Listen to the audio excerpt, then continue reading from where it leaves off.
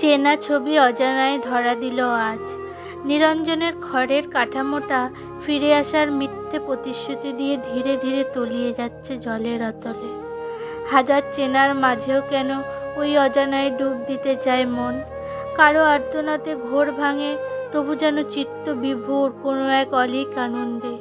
রৌদ্র তপ্ত স্তব্ধ দুপুর যেন নেশা ধরায়। আমি পেরেছি, আমি পেরেছি, এইটুকুই শুধু জানি। জিতেছি না হেরেছি তার বিচার করো তোমরা, আমি তো শুধু এটুকু বলেই খালাস। এক একটা প্রাণকে মেরে কি সুখেই না খাচ্ছি। বললাম তো খিদে মিটে গেছে, পেট ভরে গেছে, আর খেতে চাই না।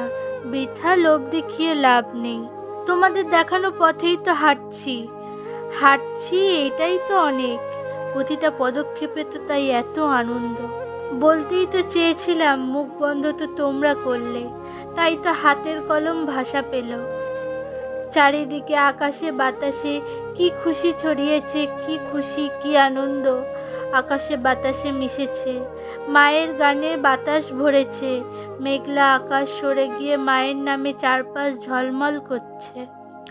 তবুও কান পাতলে শোনা যায় প্রতিটা প্রাণের অন্তরে এক নারীর ডুকরে কাদার আওয়াজ।